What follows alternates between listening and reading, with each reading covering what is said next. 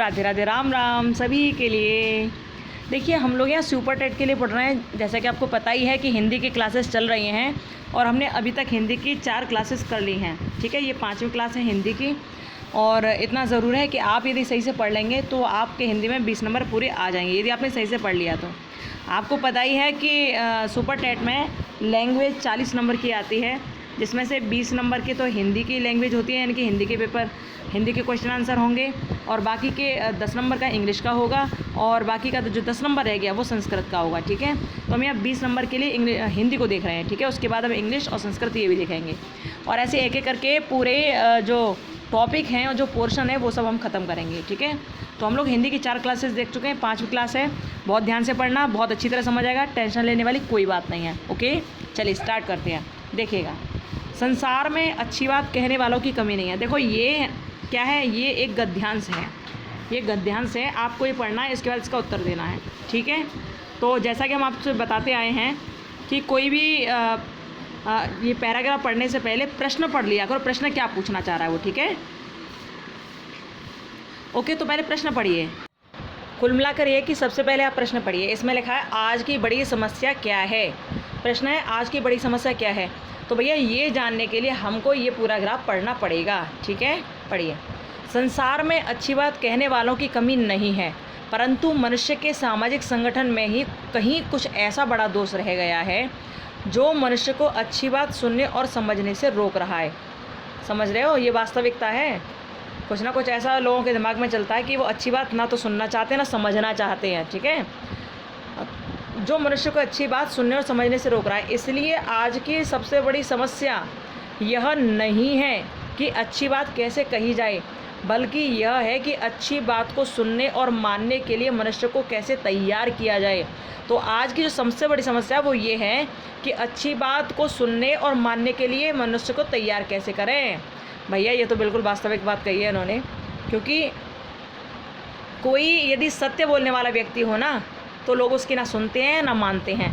लोग क्या पसंद करते हैं आजकल पता है आपको, खूब बड़ा ड्रामा करे, ढोंगी बन कर रहे हो उनके सामने और अपने आप को बड़ा बड़ा चढ़ा कर बताए, तो लोग उसके पीछे ज़्यादा भागते हैं, लोग उसको ज़्यादा मानते हैं। लेकिन जो सच बोलता हो, सत्य बात करे और बेवजह की बकवास ना करे, उसको लोग मानते ही नहीं हैं। आजकल का ज़माना ही ऐसा है, आजकल लोग ही ऐसे हैं कि उनको उनके सामने झूठ परोसा जाए, आडंबर रचाया जाए तो लोग मान जाते हैं तुरंत ही। लेकिन जहाँ सच की बात आ जाए तो वहाँ ना तो सुनने वाले बैठे होते, ना समझने वाले बैठे होते, ना मानने वाले बैठे होते, क्योंकि उन्हें सच मानना ही नहीं है, सुनना ही नहीं है, झूठ के पीछे ज़्यादा भागना है। ऐसा ही तो है आजकल। तो आजकल की समस्या, सबसे बड़ी समस्या क्या है कि अच्छी बात को सुनने और मानने के लिए मनुष्य को तैयार कैसे किया जाए, क्योंकि सुनना ही नहीं चाहते तो तैयार कैसे करो।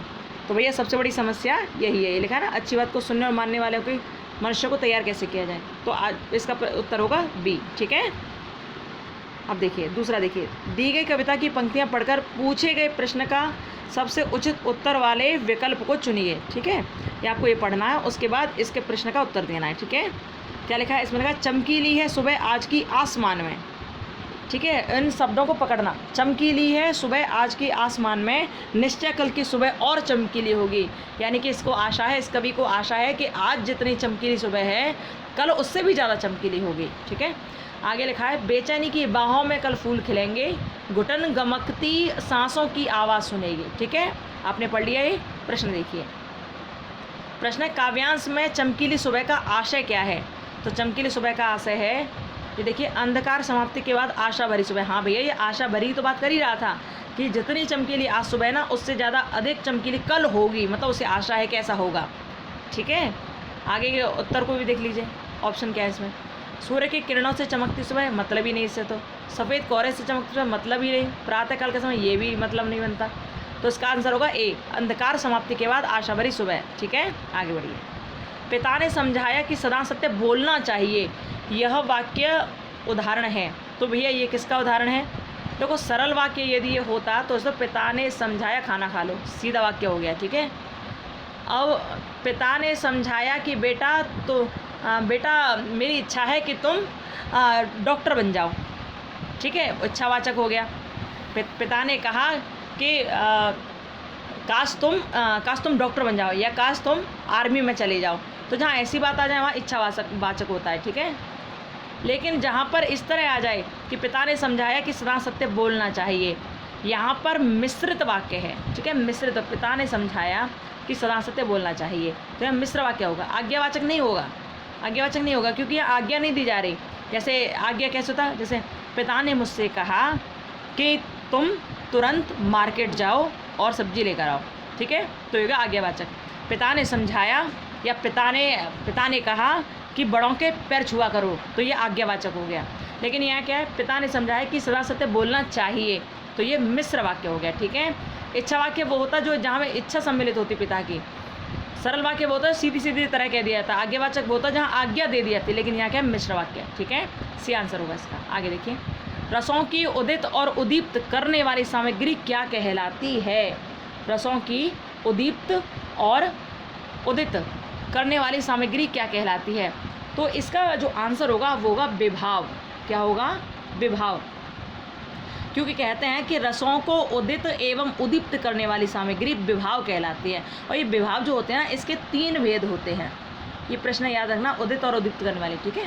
विभाव कहलाती है, और विभाव के कितने भेद होते हैं? इसके 3 भेद होते हैं, ठीक है। इस एक का नाम होता है आलंबन, दूसरा होता है उद्दीपन, और तीसरा क्या होता है? तीसरा होता है आश्रय, ठीक है। विभाव 3 प्रकार के होते हैं, आलंबन, उद्दीपन और आश्रय। ओके। जिस वस्तु या व्यक्ति के कारण स्थायी भाव जागृत होता है उसे कहते हैं आलंबन विभाव, ठीक है। जिस व्यक्ति या व्यक्ति के कारण, जिस वस्तु या व्यक्ति के कारण जो स्थायी भाव जागृत होता है उसे कहते हैं आलंबन, और स्थायी भाव को उद्दीप्त या तीव्र करने वाले को उद्दीपन कहते हैं, ठीक है। जो किसी भाव को देखकर उसे तीव्र कर दे और तेज कर दे उसे क्या कहते हैं? उद्दीपन, ठीक है। और जिसके विषय में भाव उत्पन्न होता उसे कहते हैं आश्रय। क्या कहते हैं? आश्रय। आई होप आप तीनों में अंतर समझ गए होंगे। विभाव 3 प्रकार के होते हैं, एक होता है आलंबन, एक होता है उद्दीपन, और तीसरा होता है आश्रय, ठीक है। आश्रय क्या है? सपोज करो, आप सपोज करो कि चलो एक कुत्ते का वो लेते हैं, ठीक है, उदाहरण। जैसे एक कुत्ता है, यहाँ कुत्ता है कोई, ठीक है। अब कुत्ते के सामने रोटी रख दी गई, कुत्ते के सामने क्या रख दिया गया? रोटी रख दी गई। तो ये रोटी है, ये है आश्रय। ये क्या है? आश्रय, ठीक है। रोटी है आश्रय। अब क्या है? कहते हैं कि क्या कहा जाता है, इसके बारे में बताया जाता है कि जिस वस्तु या व्यक्ति के कारण स्थायी भाव जागृत होता है। ये कुत्ता बैठा है यहाँ पर, ये कुत्ता बैठा, भैया कुत्ता ऐसा ही समझ लेना है, कुत्ता बैठा है, ठीक है। मैंने पता क्या बैठा है, जिस वस्तु या व्यक्ति के कारण भाव जागृत होता है। ये कुत्ता है, बेचारा भूखा कुत्ता है। आपने पेवलोव का सिद्धांत पढ़ा था ना, तो वही समझ लीजिए। ये कुत्ता है, भूखा बैठा है ये कुत्ता, ठीक है। अब 3 चीज़ समझा रहे हैं आपको विभाव के बारे में हम। यहाँ कुत्ता है, ये बैठा है यहाँ पर, ये बैठा है, और इसके सामने ये प्लेट है, ये रोटी रखी है। कुत्ता है, ये भूखा कुत्ता है, बहुत भूखा है ये, ठीक है। अब इसने क्या देखा? इसने देखी रोटी सामने। अब रोटी को देखते क्या इसके मुँह से लार टपकने लगी, ठीक है, इसके मुँह से लार टपकने लगी। तो विभाव चूँकि 3 प्रकार के होते हैं, आलंबन, उद्दीपन, और क्या था? और था आश्रय। तो ये जो रोटी है ना, ये तो है आश्रय, ठीक है, ये तो है आश्रय। ये क्या है? आश्रय। लेकिन अब कुत्ते का आलंबन किसके प्रति हुआ? कुत्ते का आलंबन हुआ रोटी के प्रति। यानी कि रोटी को देख के ही तो भाव उसके मन में जागृत हुआ है। तो जो भाव जागृत हुआ है ना, जो भाव जागृत हुआ है उसे कहते हैं आलंबन, ठीक है। आलंबन मतलब जिस वस्तु को देखकर भाव जागृत हो उसे कहते हैं आलंबन। वो भाव जो है वो आलंबन है, ठीक है। ओके, ध्यान रखना, जिस वस्तु या व्यक्ति के कारण जो स्थायी भाव जागृत होता है उसे कहते हैं आलंबन। तो वस्तु क्या है? वस्तु रोटी है। रोटी को देखकर इसके मन में भाव जागृत हुआ कि भैया मैं बहुत भूखा हूँ, ये सामने रोटी रखी है और मैं इसको खा लूँगा तो मेरा पेट भर जाएगा। तो आलंबन किसके प्रति हुआ है? तो मतलब भाव किसके प्रति जागृत हुआ? रोटी के प्रति, ठीक है। तो वो तो हो गया आलंबन विभाव। लेकिन यहाँ रोटी क्या चीज़ है? रोटी है आश्रय, ठीक है। और क्या है? अब कुत्ते की मुंह से लार टपक रही है। कुत्ते के मुंह से क्या टपक रहा है? लार टपक रही है। जैसे कुत्ते को खोला जाता है तो कुत्ता और खुलने के लिए, जल्दी खुलने के लिए तैयार हो जाता है, क्योंकि अभी सांकर में बंधा हुआ है। लेकिन जब कुत्ते को खोलने के लिए वो सांकर में से खोला जाता है तो कुत्ता इतनी जल्दी मचाएगा, पैरों को एकदम हिलाएगा, क्योंकि बहुत भूखा है, वो उस रोटी को खाना चाह रहा है। तो मतलब ये तीव्रता जो पैदा हो रही है उसे कहते हैं उद्दीपन, ठीक है। तीव्रता जो पैदा हो रही है वो उद्दीपन है, ठीक है। आई होप आप समझ गए होंगे कि आलंबन क्या है, उद्दीपन क्या है और और आश्रय क्या है। ठीक है, आलंबन वो चीज़ है जो किसी वस्तु को देखकर या व्यक्ति को देखकर उसके लिए भाव पैदा करे। ठीक है, जो भाव पैदा करे वो है आलंबन। ठीक है, आलंबन जो भाव पैदा करे किसी वस्तु या व्यक्ति को देखकर, और जिस वस्तु को देखकर भाव पैदा हो रहा है वो वस्तु है आश्रय। ठीक है, वो वस्तु है आश्रय, आश्रय। और तीसरी बात क्या थी? तीसरी बात थी उद्दीपन। अब इस वस्तु को पाने की चाह ज़्यादा बढ़ जाए, तीव्रता पैदा हो जाए, वो है उद्दीपन। ठीक है, वो क्या? उद्दीपन। तो आप ध्यान रखना इन चीज़ों को। इसमें लिखा है रसों को उदित और उद्दीप्त करने वाली सामग्री क्या है? तो वो है विभाव। ठीक है, 3 प्रकार के होते हैं, हमने आपको बता दिया। ठीक है, आई थिंक आप बड़ी अच्छी तरह समझ गए होंगे, थोड़ा दोबारा सुन लेना, समझ जाएंगे। ठीक है, 5वां देखिए, निम्नलिखित पंक्तियों में से कौन सा अलंकार, इनमें कौन सा अलंकार है ये पूछना चाह रहे हैं। ठीक है, तो इसमें बालधि विशाल विकराल ज्वाल जानो मानो लंक लील को काल रसना पसारी है।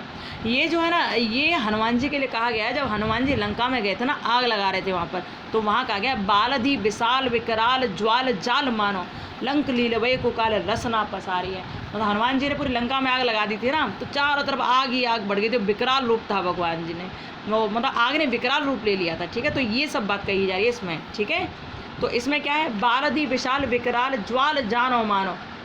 जहाँ जानो मानो, ये मानो जैसी मानहु जानहु ये चीज़ आ जाए तो ध्यान रखना, सबसे पहली बात तो वहाँ उत्प्रेक्षा होता है। ठीक है, क्या होता है? उत्प्रेक्षा। जहाँ जानो मानो ये सारी चीज़ें आए, उत्प्रेक्षा अलंकार।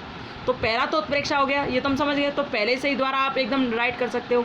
लेकिन आपको दूसरा भी तो चेक करना पड़ेगा। तो दूसरा क्या है? बालधि विशाल विकराल। अब यहाँ ब बार बार ब का रिपीटेशन हो रहा है, बार बार रिपीट हो रहा है ये। ठीक है, तो जहाँ एक वर्ण की आवृत्ति बार बार होती है तो वहाँ अनुप्रास अलंकार होता है। तो आंसर क्या होगा इसका? उत्प्रेक्षा और अनुप्रास। ठीक है, क्या होगा? उत्प्रेक्षा और अनुप्रास। चलिए आगे बढ़ते हैं। गद्य शिक्षण का मूल उद्देश्य है। तो गद्य शिक्षण का मूल उद्देश्य क्या है भैया? गद्य को तो इसलिए पढ़ते हैं जिससे भाषा का ज्ञान हो। ठीक है, किस लिए पढ़ते हैं? भाषा के ज्ञान के लिए। ओके, देखिए आप इस तरह समझोगे तो आपको बहुत अच्छी तरह समझ आएगा, और थोड़ा ध्यान से पढ़ोगे तो आपको अच्छा लगेगा। ठीक है, तो और आप आगे वाले जो प्रश्न होंगे आप हर एक को बहुत अच्छी तरह समझ जाओगे, लेकिन थोड़ा टाइम तो लगेगा समझने में, पर अच्छी तरह समझ जाओगे, इस बात की गारंटी है। ओके, और आपने समझ लिया तो फिर आपको आगे चल के हिंदी में तो बिल्कुल परेशानी होगी ही नहीं। ऐसे हम एक एक करके सारे टॉपिक्स देखेंगे। ठीक है, चलिए आगे बढ़े। गुड, बढ़ते आगे। इसे देखिए, इसमें लिखा है अंत और विदेश शब्दों में क्रमशः प्रत्यय का शुद्ध विकल्प है। तो ये कहना चाह रहा है कि अंत और विदेश में इनमें कौन सा प्रत्यय है, इनमें कौन सा प्रत्यय लगा हुआ। आप जानते हो प्रत्यय और उपसर्ग दो चीज़ होती हैं, प्रत्यय और उपसर्ग। तो देखो ये है शब्द, हमने आपको फर्स्ट वाली क्लास में बताया था, यह शब्द। ठीक है, शब्द से पहले जो जुड़ जाए उसे कहते हैं उपसर्ग, उसे कहते हैं उपसर्ग। ध्यान रखना, शब्द से पहले यानी कि शब्द के आगे जो जुड़ जाए उसे कहते हैं उपसर्ग। ठीक है, और शब्द के बाद में जो जुड़ जाए उसे कहते हैं प्रत्यय। हमेशा याद रखना, क्योंकि बहुत बच्चे कंफ्यूज हो जाते हैं कि प्रत्यय आगे जुड़ता है या उपसर्ग आगे जुड़ता है। तो आगे जो जुड़े उसे कहते हैं उपसर्ग, पीछे जो जुड़े उसे कहते हैं प्रत्यय। ठीक है, तो जैसे ये समझिए, जैसे समझिए अनुसूची। ठीक है, हमने कह दिया अनुसूची। ठीक है, अनुसूची। अब इसमें पूछो कि भैया इसमें उपसर्ग क्या है, तो जो पहले जुड़ा होगा वो होगा उपसर्ग। तो यहाँ हो गया अनु, अनु क्या है? उपसर्ग प्लस सूची। ठीक है, इस तरह कह सकते हैं। ठीक है, और यहाँ का अब प्रत्यय पूछा जाए तो हम लिख दें जैसे सुंदरताई, सुंदरताई। ठीक है, अब इसमें पूछे प्रत्यय क्या है, तो भैया यहाँ का तो सुंदरता प्लस ई बराबर सुंदरताई। ठीक है, हो गया, ये प्रत्यय हो गया ई इसमें। या फिर ऐसे भी कह सकते हैं सुंदर प्लस ताई, लेकिन सुंदरताई तो नहीं होगा। यहाँ तो सुंदरता तो एक वर्ड हो गया, लेकिन ई और इसमें जोड़ दिया गया तो सुंदरताई। यानी कि कुल मिलाकर समझाने का मतलब ये है कि शब्द के जो आगे लग जाए वो उपसर्ग होता है, शब्द के जो पीछे लग जाए वो प्रत्यय होता है। अभी प्रत्यय पूछ रहा है कि इन दोनों में प्रत्यय क्या है, कौन शब्द प्रत्यय है। तो भैया अंत और विदेश ये तो बिल्कुल सीधे से शब्द हैं। ठीक है, तो इसमें तो कुछ हो ही नहीं सकता, इनका प्रत्यय तो कुछ होगा ही नहीं, क्योंकि ये रूढ़ शब्द हैं, ये रूढ़ शब्द हैं। ओके, और रूढ़ शब्दों का कोई प्रत्यय तो होता नहीं है। रूढ़ शब्द का अपना खुद का ही एक स्पेशल मतलब होता है, एक शब्द होगा उसका स्पेशल खुद मतलब होगा बस।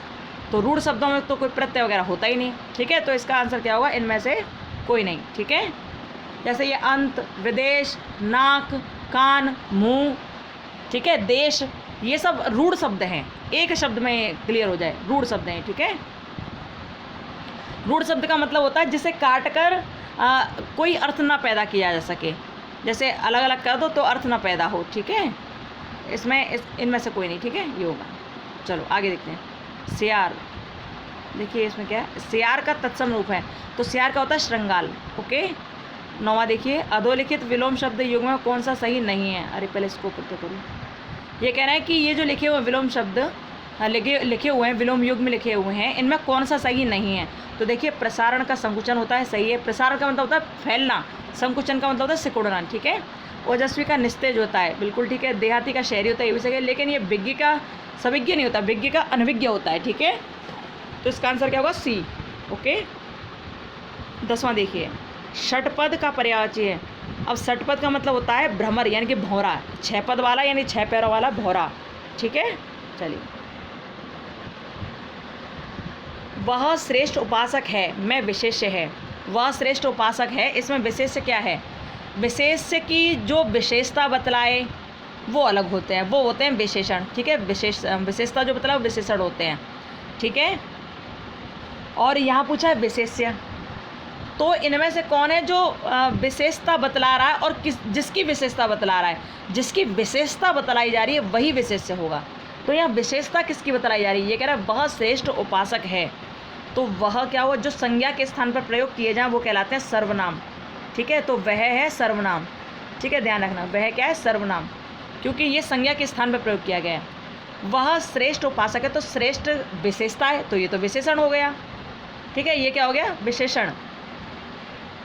वह हो गया सर्वनाम, श्रेष्ठ हो गया विशेषण, उपासक हो गया विशेष्य, क्योंकि उपासक की विशेषता बतलाई जा रही है यहाँ पर, ठीक है। ये हो गया विशेष्य, तो ध्यान रखिएगा। और है यहाँ पर सहायक क्रिया, ठीक है। तो आंसर क्या होगा, उपासक, ठीक है, सी आंसर से होगा। 12वें देखिए, वह कौन सा शब्द है जो प्राय बहुवचन प्रयुक्त होता है, तो भैया प्राण। उनके प्राण पखेरु उड़ गए, ठीक है, तो प्राण इसमें बहुवचन होगा, ओके। आगे चलते हैं, बाकी के तो सब ये एक वचन है सब, क्योंकि देव का देवों हो जाता है, छात्र का छात्रों हो जाता है, नक्षत्र का नक्षत्रों हो जाता है, नक्षत्रों। प्राण का प्राणों नहीं होता, प्राण का प्राण ही रहता है, ये बहुवचन में प्रयोग किया जाता है, ठीक है, एक वचन बहुवचन, ठीक है। 13वां देखिए, निम्न में किस वाक्य में संप्रदान कारक है। अब संप्रदान कारक कैसे माना जाए, कैसे समझा जाए, तो इसके लिए आपको एक चीज़ दिखाऊँ। आपने कर्ता कारक ये सब चीज़ याद कर रखी होगी, जहाँ तक है हमने पिछली वाली वीडियो में बताया था कि कर्ता ने कर्म को करण से संप्रदान के लिए कहा था ना, सब संप्रदान के लिए अपादान से संबंध काकी के रारी रे अधिकरण मैं पर संबोधन हे ओ अरे बताया था ना, तो उसी से रिलेटेड है ये, ठीक है। यहाँ संप्रदान कारक कहा है, तो संप्रदान में क्या होता है, कर्ता ने कर्म को करण से संप्रदान के लिए या को, ये सब होता है, ठीक है। तो यहाँ पर इनमें के लिए आना चाहिए, ठीक है, के लिए या को, ये सब आना चाहिए। तो आप देखिए एक बार पढ़ के से क्या है, संप्रदान कारक वही हो जहाँ के लिए आएगा, ठीक है। तो देखिए, मेरा घर स्टेशन से बहुत दूर है, तो इससे मतलब ही नहीं है इसको। राम घर पर सो रहा है, तो ये भी मतलब नहीं है। राजा ने निर्धन को कंबल दिए, यानी कि राजा ने निर्धनों को, यानी कि निर्धनों के लिए कंबल दिए, तो यहाँ क्या होगा, संप्रदान कारक। तो सी इसका आंसर सही होगा, ठीक है। क्या आंसर सही होगा, सी आंसर सही होगा। हम बता देंगे आपको, ये कारकों की एक लिस्ट दे देंगे, आप उसमें से पढ़ लेना और उसे याद कर लेना, ठीक है। फिर आपको समझ आ जाएगा कि क्या होता है कारकों में, ठीक है। तो संप्रदान आपको पता ही, कारक टोटल 8 होते हैं, आपको ये तो पता ही है, कारक 8 होते हैं। और 8 में ये कारक कौन सा है, कर्ता कर्म, क्या बोलते हैं, कर्ता ने कर्म को कर्ण से संप्रदान के लिए, चौथा कारक है ये, ठीक है। तो इसमें के लिए जहाँ प्रयुक्त होता है वो संप्रदान कारक होता है, तो यहाँ आंसर होगा सी, ठीक है। आगे देखिए, प्रत्युत्पन्न मति में कौन सा उपसर्ग है, प्रत्युत्पन्न मति में कौन सा उपसर्ग है। अब देखिए, यहाँ उपसर्ग पूछा है या प्रत्यय नहीं पूछा, उपसर्ग पूछा है, यानी कि जो शब्द से पहले आया हो वो क्या है, तो होगा प्रत्यय, ठीक है। क्या होगा, प्रत्यय, इसका आंसर होगा सी। अच्छा, प्रत्युत्पन्न मति का मतलब क्या होता है, इसका मतलब ये होता है शीघ्रता से सोच ले। आपने कोई प्रश्न कहा और सामने वाले बंदे ने तुरंत उसका उत्तर दे दिया, जो तुरंत सोच ले, जो तुरंत उत्पन्न कर ले, जो तुरंत आंसर दे दे, ठीक है, उसे कहते हैं प्रत्युत्पन्न मति। यानी कि बात सुनकर जो तुरंत उत्तर दे सके, बात सुनकर जो जिसके मन में तुरंत बात पैदा हो जाए, उसे कहते हैं प्रत्युत्पन्न मति, ठीक है। उपसर्ग होगा प्रति। 15वां देखिए, किस शब्द में विसर्ग संधि नहीं है? विसर्ग संधि किस में नहीं है? देखो, मनो अनुकूल यानी मनः अनुकूल, पयोद पयोदह, मन स्थाप मनः स्थाप, लेकिन अनुस्वार में कोई विसर्ग संधि नहीं है, इसलिए ये क्या हो, मन अनुस्वार। ठीक है, इसको तो अनुस्वार भी लिख सकते हैं। ठीक है, चलो इसका आंसर होगा ए। ओके, आंसर क्या होगा? ए होगा इसका आंसर। देहलता में इस सामसिक पद में कौन सा समास है? देहलता में देखो द्वंद्व हो नहीं सकता। द्वंद्व हमने आपको बताया था, जैसे माता पिता। ठीक है, माता पिता, जहाँ दोनों ही पद प्रधान होते हैं वहाँ होता है द्वंद्व समास। दोनों द्वंद्व होगा ना, जैसे राम सीता दोनों ही पद प्रधान है, तो जहाँ दोनों पद प्रधान हो वहाँ द्वंद्व समास होता है। ठीक है, तो और बीच में ये आ जाएगा योजक चिन्ह। ठीक है, तो वहाँ होगा क्या? द्वंद्व समास। और दिगु क्या होता है? दिगु होता है जहाँ पर पहला जो शब्द हो संख्यावाची हो, जैसे त्रिभुवन, चौराहा। ठीक है, ये सब होता है। और अव्यय भाव समास क्या होता है? जैसे इसमें आता है यथा संभव, यथा शक्ति, यथा शीघ्र। ठीक है, अव्यय भाव समास ऐसे होता है। लेकिन ये क्या है? देहलता। तो इस देहलता में जो होगा ना, वो कौन सा होगा? होगा कर्मधारय समास। ठीक है, क्योंकि कर्मधारय समास जो होता है ना, उसमें पहला शब्द होता है विशेषण और दूसरा शब्द होता है विशेष्य। ठीक है, पहला शब्द होता है विशेषण और दूसरा शब्द होता है विशेष्य। देहलता का क्या होगा? कर्मधारय समास। चलिए आगे देखिए, सही मुहावरा है, तो सही मुहावरा कौन सा है? इसमें लिखा है नेत्रों में मिट्टी डालना। अरे मतलब नहीं, इसमें आँखों में धूल झोंकना। सी इसका आंसर सही होगा। ठीक है, आँखों में धूल झोंकना। 18वां देखिए, चांद का मुख टेढ़ा है, इसके लेखक कौन है? चांद का मुँह टेढ़ा है, इसके लेखक कौन है? तो इसके लेखक होंगे गजानन माधव मुक्तिबोध। कौन होंगे? गजानन माधव मुक्तिबोध। ठीक है, ये इसके लेखक हैं। इस काव्य कृति के लेखक कौन है? गजानन माधव मुक्तिबोध। अच्छा, इनकी और भी कृतियाँ हैं, जैसे भूरी भूरी खाक धूल। ठीक है, इनकी और भी हैं गजानन माधव जी की, भूरी भूरी खाक धूल, और एक वो है ब्रह्म राक्षस है। ठीक है, भूल गलती, ये सब ये हैं इनकी, गलती भूल वगैरह ये सारी चीज़ें हैं। तो क्या है, इनका गजानन माधव की है। ठीक है, आगे देखिए 19वां प्रश्न, वाक्यांश के लिए कौन सा शब्द अशुद्ध है? तो कौन सा शब्द अशुद्ध है? ये देखिए, क्षण में या शीघ्र टूटने वाला। तो भैया जो क्षण में टूट जाए उसे कहता है क्षण भंगुर।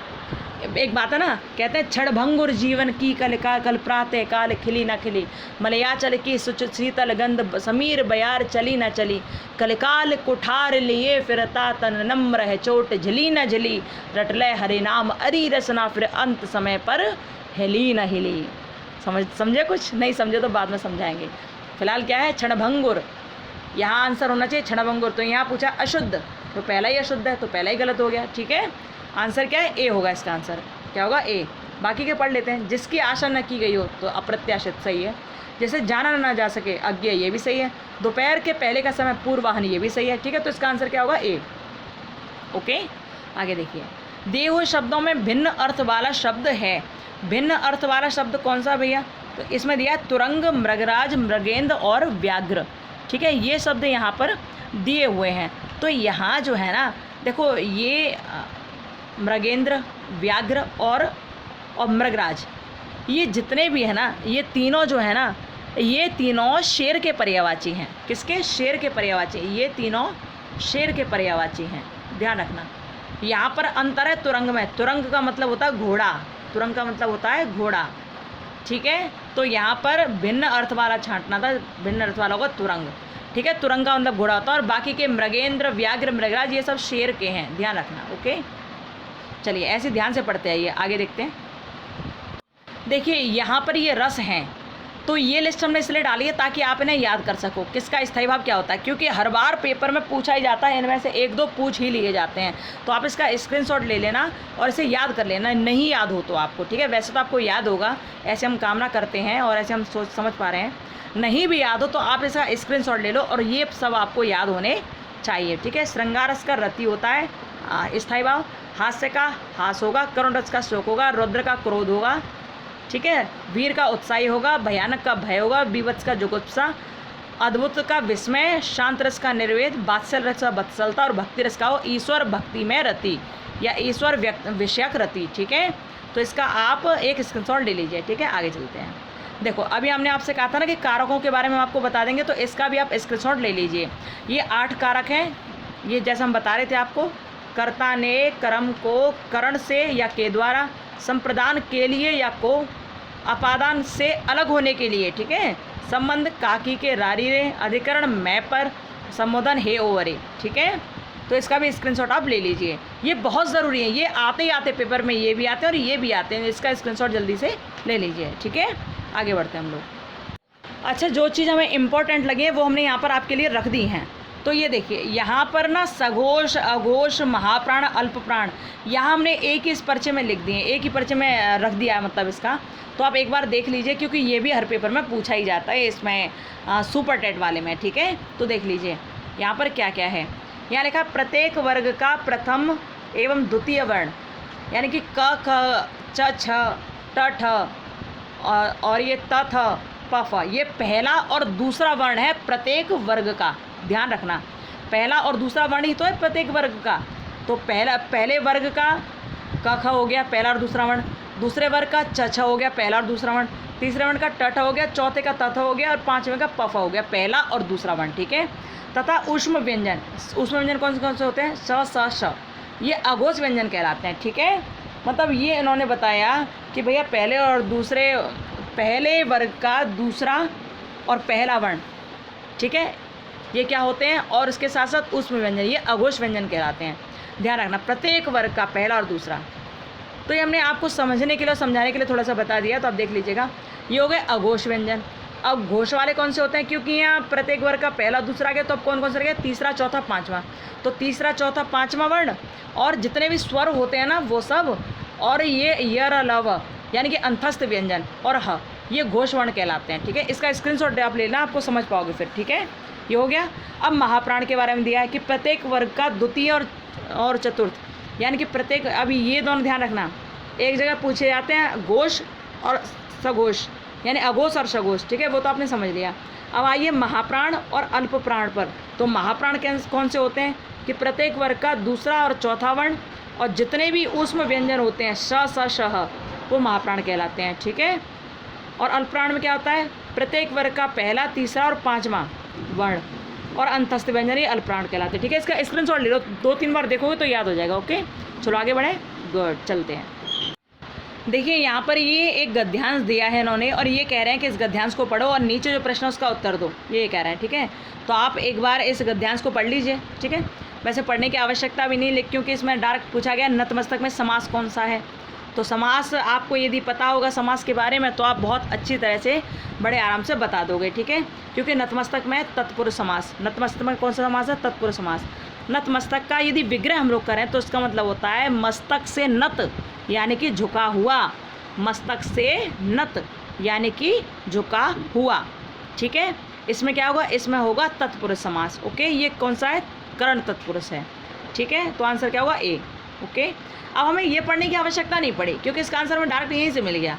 जो पढ़ना चाहे वो पढ़ लेना, वैसे इसका आंसर डायरेक्ट मिल ही रहा है तो दिक्कत क्या है, ठीक है। आगे देखिए, कविता की पंक्तियां पढ़कर निम्नलिखित प्रश्न का सबसे उचित विकल्प चुनिए। देखो, हम सबसे पहले प्रश्न पढ़ने के लिए इसलिए कहते हैं कि बहुत से प्रश्नों का उत्तर बिना इस पैराग्राफ को पढ़े हुए निकल आता है, इसलिए पहले प्रश्न पढ़ लिया करो, वो जरूरी है, ठीक है। तो यहाँ प्रश्न पढ़कर ही उत्तर मिल गया ना। आगे देखिए, कविता की पंक्तियाँ पढ़कर इस प्रश्न का हमें उत्तर देना है। तो भैया पंक्तियाँ खूब सारी हैं, देख लो। और प्रश्न है हवा क्यों तिल मिला रही है? प्रश्न है हवा क्यों तिल मिला रही है। अब हम एक बार देख लेते हैं इसमें क्या है पैराग्राफ में। एक ही दिया स्नेह से भरा, एक दिए के बारे में चर्चा की जा रही है जो बड़ा स्नेह से भरा हुआ है, ठीक है। एक ही दिया स्नेह से भरा, प्रेम का प्रकाश प्रेम से धरा, झिलमिला हवा को तिलमिला रहा, ज्योति का निशान जो हिला रहा, मुस्कुरा रहा है अंधकार पर, यह मजार है किसी शहीद का, दर्शनीय था जो चांद ईद का, देश का सपूत था गुमान था, सत्य का स्वरूप नौजवान था, जो चला किया सदा दुधार पर, ठीक है। अब कुल मिलाकर ये क्या पूछ रहे हैं? इन्होंने पूछा है हवा क्यों तिलमिला रही है। तो भैया हवा क्यों तिलमिला रही है? क्योंकि दिया जल रहा है, क्योंकि दिया जल रहा है, ठीक है। एक ही दिया स्नेह से भरा, प्रेम का प्रकाश प्रेम से धरा, झिलमिला हवा को तिल मिला रहा, झिलमिला हवा को तिल मिला रहा। कौन तिल मिला रहा है? एक दिया जो जल रहा है, वही तो है ना। क्या स्नेह के कारण ऐसा हो रहा है? नहीं। क्या प्रकाश के कारण ऐसा हो रहा है? नहीं। ये हो रहा है उसके जलने की वजह से, ठीक है, क्योंकि वो लगातार जलता जा रहा है। तो आंसर क्या होगा इसका? देखो ये आंसर दे रखा है इसमें, दिए के निरंतर जलने से, ठीक है। आगे देखिए, चरण कमल बंदा और हरिराई, बचपन से पढ़ते आ रहे हैं आप, ठीक है, ये इसका आंसर आपने बहुत बढ़िया तरह आपने लगा दिया होगा। जहाँ किसी को रूप दे दिया जाए, ठीक है, जहाँ रूप दे दिया जाए, जहाँ उपमा नहीं की जाए, डायरेक्ट रूप दे दिया है, चरण कमल बंद और रहे, यहाँ पर भगवान श्री हरि के चरणों को कमल मान लिया गया है, रूप दे दिया गया, तो वहाँ क्या होगा, रूपक अलंकार हो गया।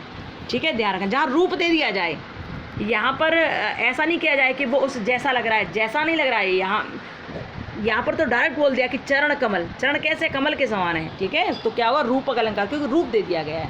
ओके, समझ गए होंगे जहाँ तक है ना, गुड। ये देखिए चौथा, देखिए लघुर्मी में कौन सी संधि है, लघुर्मी, लघु धन उर्मी, लघु धन उर्मी। यहाँ पर क्या हुआ है, जैसे हमने ये कहा लघु धन उर्मी, ठीक है, उर्मी, तो यहाँ पर क्या हुआ, यहाँ पर छोटा ऊ और बड़ा ऊ दोनों मिल गए, दोनों मिलकर इन्होंने दीर्घ संधि कर दी। ठीक है, दोनों मिलकर दीर्घ हो गए, लघुर्मी हो गए। ठीक है, तो क्या हुआ, दीर्घ स्वर संधि। ओके, चलिए आगे देखते हैं।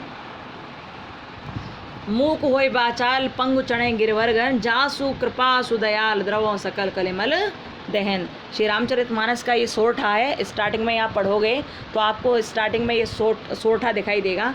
ठीक है, हमने आपको बताया था दोहा और सोरठा में ये अंतर है कि दोहा का पहला और तीसरा पद में 13-13 मात्राएं होती हैं, दोहा का पहला और तीसरे पद में 13-13 मात्राएं होती हैं, और दूसरे और चौथे पद में 11-11 मात्राएं होती हैं। और ये है दोहा का जस्ट उल्टा, इसे कहते हैं सोरठा। क्या कहते हैं, सोरठा। दोहा को आप पढ़ते तो आपको ऐसे पढ़ना पड़ता, पंगु चढ़े गिरिवर गहन मूक होए बाचाल द्रवों सकल कलिमल दहन जासु कृपा सुदयाल, ऐसे पढ़ना पड़ता दोहा होता तो ये। लेकिन ये सोरठा है, ये उल्टा है दोहा का, तो हम कैसे पढ़ेंगे, मूक होए बाचाल पंगु चढ़े गिरिवर गहन जासु कृपा सुदयाल द्रवौ सकल कलिमल दहन। ठीक है, सोरठा के पहले और तीसरे पद में 11-11 मात्राएं होती हैं, और दूसरे और चौथे पद में 13-13 मात्राएं होती हैं। ठीक है, आप समझ गए होंगे। ओके, तो ये हो गया सोरठा। ठीक है, सोरठा, पहला पद छोटा हो और दूसरा पद बड़ा हो, तीसरा पद छोटा हो, चौथा पद बड़ा हो। ठीक है, वो था सोरठा। ओके, चलो आगे देखते हैं। निम्नलिखित में से कौन सा प्रकंपित वर्ण है। प्रकंपित का मतलब होता है जिसे बोलने में आप रगड़न पैदा हो आपकी जीभ में, जिसे बोलने में आप कंपित हो जाओ, मतलब आपकी जीभ प्रकंपित होने लगे, जिह्वा में कंपन होने लगे, वो होता है प्रकंपित वर्ण। ठीक है, जिह्वा में जिससे कंपन होना शुरू हो जाए। तो बोलकर देखो, र र र र कंपन हो रहा है इसमें, र र। अब बाकी के बोल के देखो, ये तो बिल्कुल सादा तरह से निकल रहा है, तो ये तो होगा ही नहीं। ल, ये भी आराम से निकल रहा है, इसमें भी नहीं है। व, ये भी आराम से निकल रहा है, इसमें भी नहीं है। और र को बोलो, र र र, तो कंपन हो रहा है, तो आंसर यही होगा। ओके, अब जहाँ तक आप प्रकंपित वर्ण को जिंदगी भर नहीं बोलोगे, बोल के देख लिया करो, जहाँ रगड़न पैदा हो बोलने में, जहाँ पर जीव कंपित होने लगे, वहाँ होता है प्रकंपित वर्ण। ठीक है, समझ तो आ रहा है ना। और ये जो प्रकंपित वर्ण होता है ना, क्योंकि वर्ण में रगड़न पैदा हो रही है, तो इसी को हम लुंठित वर्ण भी कहते हैं, लुंठित ध्वनि भी कहते हैं। क्या कहते हैं, लुंठित ध्वनि, लुंठित ध्वनि। ठीक है, याद रखना, जिन अक्षरों को बोलने में रगड़न पैदा हो, जी में कंपन पैदा हो, उन्हें कहते हैं प्रकंपित वर्ण, और इसी ध्वनि को बोलते हैं लुंठित ध्वनि। आई होप आप जिंदगी भर नहीं भूलोगे इसे, आपने सही से यदि पढ़ लिया होगा तो यहाँ पर। ठीक है, क्या कहते हैं, लुंठित ध्वनि। साथ में देखिए, निम्न में कौन सा तत्सम शब्द है, तो इसमें तत्सम शब्द होगा अखिल। ठीक है, अखिल, क्या होगा, अखिल, लास्ट वाला सही होगा इसमें। अटारी नहीं होगा क्योंकि इसका अट्टालिका होता है।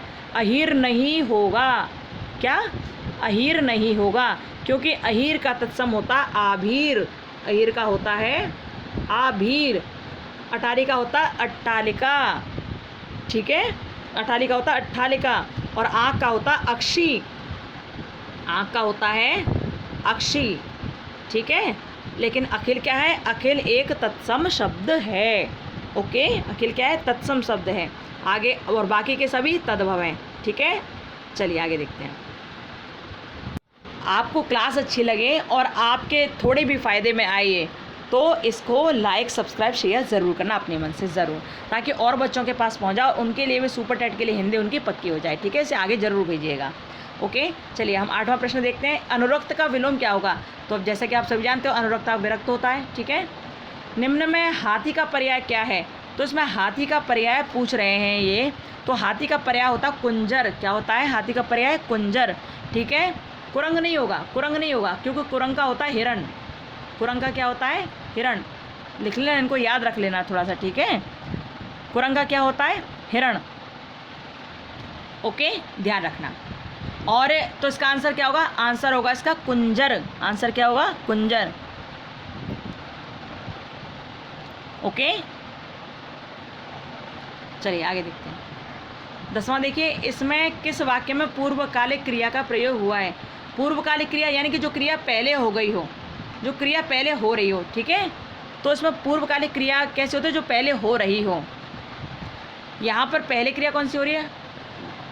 ठोकर लगते ही लड़का बेहोश हो गया, तो यहाँ पर तो सारा काम एक साथ हो रहा है। ठीक है, ये नहीं होगा। विद्यार्थी पढ़ेंगे तो पास होंगे, यहाँ तो भविष्य के बारे में बात की जा रही है। अध्यापक बच्चों को प्रतिदिन हिंदी पढ़ाता है, ये प्रेजेंट के बारे में बात हो रही है। लेकिन यहाँ पूर्वकालिक क्रिया पूछी है, तो श्याम दूध पीकर घूमने जाता है। ये क्या है? ये पूर्वकालिक क्रिया है, क्योंकि पहले दूध पी लिया, उसके बाद वो घूमने जा रहा है। पहले दूध पी लिया, उसके बाद क्या है? वो घूमने जाता है। यहाँ पर पूर्वकालिक क्रिया होगी। देखो, मुख्य क्रिया से पहले आने वाली क्रिया पूर्वकालिक क्रिया कहलाती है, याद रखना। ठीक है, मुख्य क्रिया से पहले आने वाली क्रिया पूर्वकालिक क्रिया कहलाती है। मुख्य क्रिया क्या है? घूमने जाने की। उससे पहले आ गई ये बात कि उसने दूध पी लिया, यानी कि यहाँ पर पहला काम हो गया ख़त्म, कि दूध पीकर, मतलब दूध पी लेता उसके बाद ही घूमने जाता, वो तय है। ठीक है, तो यहाँ पर जब मुख्य क्रिया से पहले कोई क्रिया आए वो होती है पूर्वकालिक क्रिया। ठीक है, वो क्या होती है? पूर्वकालिक क्रिया। ओके, याद रखना, क्योंकि यहाँ पहले पी लिया है ना, पहले पी लेता है उसके बाद तो घूमने जाता है ये। ठीक है, चलिए आगे देखिए। वह कौन सा शब्द है जो प्राय बहुवचन में प्रयुक्त होता है? देखो, अभी पिछले के अभी जो प्रश्न के उनमें भी तो हमने देखा था, आंसर क्या होगा? प्राण। ठीक है, कारक के कितने भेद होते हैं हमने आपको बता ही दिया। कारक के 8 भेद होते हैं, हमने एक लिस्ट भी आपको दिखाई है, उसमें देख लेना। ठीक है, 8 भेद होते हैं। आगे देखिए, सावधानी शब्द में कौन सा प्रत्यय है? आपको पता ही है, प्रत्यय कहाँ लगते हैं? पीछे लगते हैं। कहाँ लगते हैं प्रत्यय? पीछे लगते हैं। ठीक है, तो सावधानी, तो इसमें प्रत्यय क्या होगा? इसमें होगा सावधानी, क्योंकि सावधान लिखो, सावधान, सावधान प्लस ई बराबर हो गया सावधानी। ठीक है, चलिए देखो, राइटिंग में मत जाना, राइटिंग बहुत मलूक निकलती है, ऐसे उंगली से जब लिखते हैं ना तो ऐसी ही राइटिंग आती है, बढ़िया आ ही नहीं पाती, हमें खुद नहीं समझ आता कि क्या लिख दिया है। ठीक है, तो राइटिंग में मत जाइएगा, जो शब्द हम कह रहे हैं उस पर विचार कीजिएगा, वो आवश्यक है। ठीक है, आगे देखिए, तत्संकर संधि विच्छेद से बनने वाला शब्द है, तो इस तत्संकर से कौन सा शब्द बनेगा? ये पूछना चाह रहे हैं आप। लगाओ, इसका आंसर क्या होना चाहिए? इसका आंसर क्या बनेगा? गुड। तो जो बच्चे सी के साथ जा रहे हैं, जो बच्चे सी के साथ जा रहे हैं, क्या आपको लगता है वो सही है? वो नहीं सही हैं। जो बच्चे बी के साथ जा रहे हैं, क्या वो सही हैं? अरे भैया नहीं है सही। जो डी के साथ जा रहे हैं वो भी सही नहीं है। आंसर होगा इसका ए। ठीक है, आंसर होगा क्या? तत्शंकर। ठीक है, तत्शंकर, तत्शंकर होगा। ठीक है, ये इसका आंसर होगा ए। अब ए क्यों होगा? देखो, एक बात कहते हैं कि, ध्यान से सुनना जरा, एक बात कहते हैं कि जब त के बाद श हो जाए, ठीक है, सुनना, जब इस वाले त के बाद श आ जाए तो त का च हो जाता है। ओके, जब इस आधे त के बाद, नीचे हलंत लगा हुआ ध्यान रखना, जब आधे त के बाद श आ जाए तो इन दोनों को मिलाकर च हो जाता है। च क्या हो जाता है? च। ओके, तो क्या हुआ? जब, ध्यान एक बार और सुन लो, जब त के बाद श आ जाए तो हाँ, त का हो जाता है च और श का हो जाता है छ। ठीक है, छा से छाता वाला छ। ओके, इसलिए क्या होगा? इसलिए होगा तत्शंकर। ठीक है, तत्शंकर, क्योंकि इस आधे त के बाद श आया है, तो त का हो गया च और श का हो गया छ। ठीक है, आधा च है तो यहाँ पर आधा च लगा दिया, तत्शंकर। ठीक है, चलिए, निम्नलिखित में से द्विगु समास का उदाहरण है। द्विगु समास हमने आपको बताया था कि जहाँ पहला पद संख्यावाची हो, जहाँ संख्या हो पहले में, तो ये कौन सा है? त्रिभुवन। त्रिभुवन द्विगु समास में क्या है? त्रिभुवन। ठीक है, त्रिभुवन में क्या है? द्विगु समास है। ठीक है ओके चलिए आगे देखते हैं। हाथ न आना, इस मुहावरे का निकटतम अर्थ होगा हाथ न आने का मतलब भैया वो हाथ नहीं आएगा, वो यानी वो पकड़ में नहीं आएगा भैया, वो बहुत भागता चला जाता है, उसको पकड़ना मुश्किल है, यानी कि वो हाथ में नहीं आएगा, यानी पकड़ में नहीं आएगा वो। ठीक है, तो पकड़ में न आना। ठीक है, आगे देखिए। रामधारी सिंह दिनकर की रचना नहीं है, या नहीं को बहुत ध्यान रखना। रामधारी सिंह दिनकर की रचना नहीं है, तो कौन सी नहीं है? देखो भैया, उर्वशी, रश्मिमती, रेणुका, ये तीनों ही रचना रामधारी सिंह दिनकर की हैं। लेकिन स्वर्ण धूलि किसकी है? स्वर्ण धूलि किसके? सुमित्रा नंदन पंत जी की है। ठीक है, स्वर्ण धूलि किसकी है? सुमित्रा नंदन पंत की, ध्यान रखिएगा इसे। ठीक है, सुमित्रा नंदन पंत की है स्वर्ण धूलि, बाकी तीनों ही रचना रामधारी सिंह दिनकर की हैं। ओके, 18वां देखिए। निम्नलिखित में कौन से शब्द अपने विभाजन के पश्चात अन्य अर्थ में प्रचलित हो जाते हैं? इसमें ये पूछा है ऐसे कौन से शब्द हैं जब उनका विभाजन किया जाए तो वो एक अलग ही अर्थ पैदा करते हैं, वो एक अलग ही अर्थ देते हैं, ये पूछ रहे हैं। तो भैया ऐसे जो होते हैं उन्हें कहते हैं योग रूढ़, ऐसे जो होते हैं उन्हें कहते हैं योग रूढ़। अच्छा, जैसे कि जलज लिखो, जलज, ये एक योग रूढ़ शब्द है। जलज क्या है? एक योग रूढ़ शब्द है। ठीक है, क्योंकि अब इसको अलग करके देखते हैं हम कि वास्तव में ये योग रूढ़ शब्द है या नहीं है। तो हमने अलग किया, ऐसे पहले लिखा हमने जल, तो जल का मतलब पानी होता है, और लास्ट में लिख दिया ज, तो जलज तो ये पूरा हो गया, तो जल का मतलब पानी हो गया, पानी। ठीक है, और ज का मतलब होता है उत्पन्न होना, जो पानी से उत्पन्न हो रहा है उसे कहते हैं जलज, कमल। ठीक है, आई होप आप समझ गए होंगे। तो योग रूढ़ शब्द कैसे शब्द होते हैं? योग रूढ़ शब्द वो शब्द होते हैं जो अलग अलग करने पर भी, मतलब शब्द का विभाजन करने पर भी वो अपना अलग अलग अर्थ प्रकट करते हैं। ठीक है, जिनका अपना एक स्पेशल अर्थ होता है, यदि उनको विभाजित भी कर दिया जाए तो अलग अलग उनका अर्थ भी होता है, तो उसे कहते हैं योग रूढ़ शब्द। ठीक है, रूढ़, योग रूढ़ शब्द कहते हैं। और रूढ़ शब्द कैसे होते हैं? जो केवल एक ही शब्द में होते हैं, जैसे नाक, कान, इसको अलग अलग करोगे तो कोई अर्थ प्रकट होगा? नहीं प्रकट होना है। ठीक है, तो वो होते हैं रूढ़ शब्द। ठीक है, ध्यान रखना। और सार्थक शब्द कौन से होते हैं? सार्थक शब्द वो होते हैं जिनका कोई अर्थ होता हो, मतलब ऐसे ही नहीं कि कोई भी शब्द बोल दिया, अब बोलता हो बुरी सुरी, अब क्या इसका अर्थ क्या होगा? कुछ नहीं, मतलब ही नहीं बनना। तो सार्थक शब्द ऐसे जिसका कोई वास्तव में अर्थ होता हो, वो कहलाते हैं सार्थक शब्द। ठीक है, ओके, ध्यान रखिएगा। और रूढ़ शब्द आपने समझ ही लिए कि रूढ़ शब्द क्या होते हैं, वो आप सब समझ ही गए होंगे। आई होप, हम आशा करते हैं कि आपने ये समझ लिया होगा ठीक से। ठीक है,